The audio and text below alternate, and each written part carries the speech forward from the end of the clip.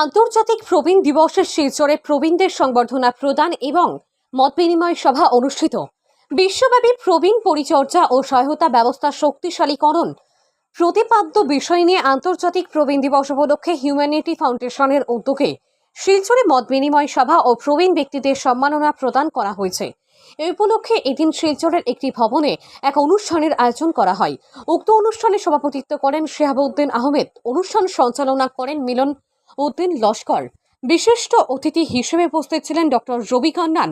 বিশিষ্ট জনের মধ্যে উপস্থিত ছিলেন অবসরপ্রাপ্ত IAS আধিকারিক এফআল লস্কর, প্রাক্তন জেলা জজ আনোয়ার উদ্দিন বড় লস্কর, প্রাক্তন এডিসি হোসেন আহমেদ লস্কর, সঞ্জীব দেব লস্কর, প্রাক্তন বিধায়ক আতাউর রহমান মাজার ভুইয়া, শিক্ষাবিদ মকব্বির আলী বড় ভুইয়া, ডক্টর এম মাসুম, আইনজীবী এমাদ উদ্দিন বুলবুল, একে তাপাদার প্রমুখ। অনুষ্ঠানে প্রথমে প্রবীণদের সংবর্ধনা প্রদান করা হয়। তারপর আন্তর্জাতিক প্রবীণ দিবস উপলক্ষে প্রবীণ নাগরিকদের একে অন্যের সঙ্গে মত বিনিময়, স্বাস্থ্য সচেতনতা এবং নিজ নিজ জীবনের নানা স্মরণীয় ঘটনা ও অভিজ্ঞতা নিয়ে পারস্পরিক আলোচনা করেন। অবশেষে প্রীতিভোজের মাধ্যমে অনুষ্ঠানের সমাপ্তি ঘটে।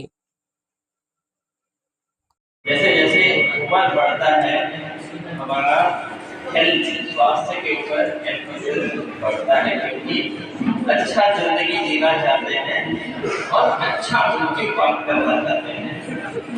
जितना क्वालिटी ऑफ लिविंग इम्पोर्टेंट है, क्वालिटी ऑफ डाइंग भी इम्पोर्टेंट है। हम इस पे कभी ध्यान नहीं देते हैं। अच्छा रहने के लिए 3-4 चीजें हमें पालन करना है। जैसे जैसे उम्र बढ़ता है आइसोलेशन बढ़ता है।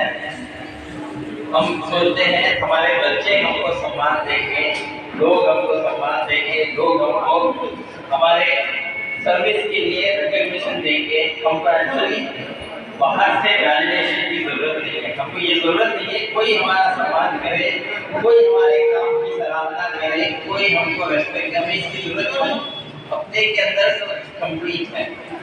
हमें हमारे मित्रों के साथ मिलने की जरूरत है, एक दूसरे के साथ बैठ के बात करने की जरूरत है।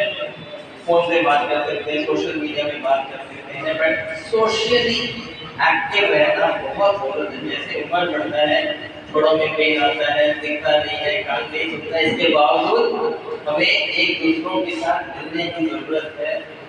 मंदिर में, मस्जिद में, शादी में, ब्याह में जाने की जरूरत है। लोगों से खुले आम बात करने की जरूरत है। नंबर 1 सोशली एक्टिव रहना है। दूसरी बात है हमारा मेंटल हेल्थ के ऊपर हमें ध्यान देना है। जब हम 60, 65, 70 साल के आते हैं, बहुत सारा जिंदगी जी के आते हैं। 1998 সালে সেটা কার্যকর করা হয় এবং সেটার উদ্দেশ্য ছিল অনেক আমেরিকার সমাজ জীবন এবং আমাদের সমাজ জীবনের মধ্যে অনেক তফাৎ আছে, সেদিকে আমি যাচ্ছি না। কিন্তু বয়োজ্যেষ্ঠদের কি অসুবিধা? বয়োজ্যেষ্ঠদের প্রথম অসুবিধা হলো তাদের শারীরিক অসুবিধা, তাদের মানসিক অসুবিধা, তাদের সামাজিক অসুবিধা, তাদের চলাফেরার অসুবিধা এবং আমরা সমাজে তাদেরকে কিভাবে দেখি। কোনো সময় হয়তো কোনো বয়োজ্যেষ্ঠকে আমরা অপমান করি, শারীরিকভাবে নির্যাতন করি, অনেকভাবে অনেক কি করি। প্রত্যেক বয়োজ্যেষ্ঠের সাথে আমার অনুরোধ থাকবো, আপনারা নিজেকে বুড়ো বলে মনে করবেন না। নিজের স্বাস্থ্য সম্বন্ধে সচেতন থাকবেন, নিজের দায়িত্ব সম্বন্ধে সচেতন থাকবেন এবং নিজের কার্য নিজেই করার চেষ্টা করবেন। সমাজ আপনাকে কি দেবে? নিশ্চয়ই দেবে। আমাদের সমাজ এখনো অত স্বার্থপর হয় না। সেটা বয়োজ্যেষ্ঠের জন্য উনি বলেছেন আমি শিশু চিকিৎসা করি, তার জন্য শিশুদের প্রতি কি উপদেশ থাকবে? দেখুন, শিশুরাই ভবিষ্যৎ প্রজন্ম এবং তাদেরকে যদি আমরা ঠিক করে গড়ে তুলতে না পারি, তাদেরকে যদি আমরা ঠিক শিক্ষা দিতে না পারি, তাদেরকে ঠিক যদি সমাজের একটি সভ্য রূপ হিসেবে গড়ে তুলতে না পারি, তাহলে সেটা আমাদের অক্ষমতা হবে। তাই প্রতিটি প্যারেন্টস, প্রতিটি অভিভাবকের প্রতি আমার অনুরোধ থাকবে, আপনারা শিশুর প্রতি যত্নবান হন, শিশুর শরীরের প্রতি যত্নবান হন, তার মানসিক দিক দিয়ে যত্নবান হন, তাকে পড়াশোনার প্রতি আগ্রহ গড়ে তুলুন, যাতে সে একজন ভালো সুস্থ সবল নাগরিক হতে পারে, দেশের জন্য সমাজের জন্য সকলের জন্য কাজ করতে পারে। এবং সেক্ষেত্রে যারা বয়োজ্যেষ্ঠ আছেন, বয়োজ্যেষ্ঠদের যথেষ্ট দায়িত্ব থাকে, বয়োজ্যেষ্ঠরা অভিজ্ঞতা দিয়ে নিজের অভিজ্ঞতা সম্পন্ন কাজ দিয়ে তাদেরকে অনুপ্রাণিত করতে হবে এবং অনুপ্রাণিত করে একটা শিশুকে সুস্থ সবল নাগরিক মানুষ গড়ে তুলতে সাহায্য করতে হবে। প্রজন্ম আমরা এরকম কিছু হয়েছি, আমরা অ্যাকচুয়ালি হয়তো আমি বিদেশের লোক যদি তুলনা করি, আপনারা আগে ওল্ড এজ করার কথা বলছেন, আমরা হয়তো মানসিক বা মনের এরকম লেভেলে হয়েছে না। কিন্তু আমার একটা ব্যক্তিগত এক্সপিরিয়েন্স হইলো, আমি স্কটল্যান্ড করা পারি না, একবার আমি রাস্তা ক্রস করি আর এক ভদ্রমহিলা, বয়স্ক ভদ্রমহিলা আরও কিছু জিনিস লইয়া রাস্তা ক্রস করে আমার ভাইয়া।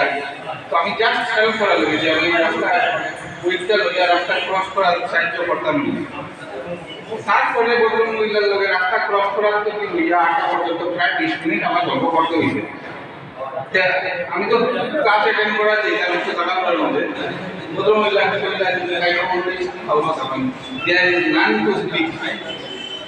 রাস্তাতে একটা স্টুডেন্টের ভাইয়া দৌড়িয়া 20 মিনিট গল্প করতে হবে, যাতে বোঝা যায় যে সামাজিক অবক্ষয় আমরা এখানে হয়তো এখনো এইরকম পর্যায়ে গেছি না। বাট এই যে আজকের যে প্রয়াসটা, এটা ঘন ঘন করা উচিত, তাহলেই উচিত যে ইয়ং জেনারেশনে যত বেশি টাইম স্পেন্ড করবো, হয়তো ফিল করবো যে বয়োজ্যেষ্ঠ মানুষ বয়োজ্যেষ্ঠ হওয়ার পরে একটা সার্টিফিকেট দেওয়ার পরে তার প্রয়োজন গল্প করার মানুষ লাগে, কেয়ার করার মানুষ লাগে। তো আমি আশা করবো যে এইরকম গ্যাদারিং যদি আরো বেশি হইতে পারে, এতে আমরা হয়তো ইয়ং জেনারেশনের মোরাল একটু আপলিফমেন্ট হইব, বা মানসিক অবক্ষয় এরকম হয়েছে না, বাট আমরা অবক্ষয়ের দিকে যাইয়া রাখি।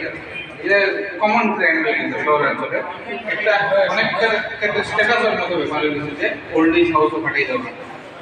তো আমি আশা করবো ভবিষ্যতে আমরাও একটা দায়িত্ব যে আমরা দেখি এরকম অর্গানাইজ করতে পারি। ফাউন্ডেশন একটা রেজিস্টার্ড অর্গানাইজেশন।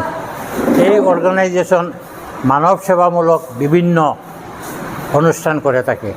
আজকের যেটা অনুষ্ঠান, এটা আন্তর্জাতিক প্রবীণ দিবস। এই প্রবীণ দিবস প্রথম অনুষ্ঠিত হয়েছিল 1991 সালে। 90 সালে ইউএনও একটা রিজলিউশন নিয়েছিল এই দিবস পালন করার জন্য। সেই হিসাবে তখন থেকে এই দিবস পালিত হয়ে আসছে, কিন্তু আমরা খুব একটা অনুভব করি না যে এটা পালিত হচ্ছে কি হচ্ছে না। কিন্তু আমরা হিউম্যানিটি ফাউন্ডেশন এই বছর এই অনুষ্ঠানটা আমরা পালন করলাম। শুধু এবার নয়, 1918 সালেও আমরা এই আন্তর্জাতিক এই প্রবীণ দিবসটা পালন করেছিলাম, এবং তখন আমরা সাড়া পেয়েছিলাম খুব ছোটো আঙ্গিকে। এবছর মোটামুটি বরাকবেলির প্রবীণ নাগরিক 50 জনকে আমরা ডেকেছিলাম।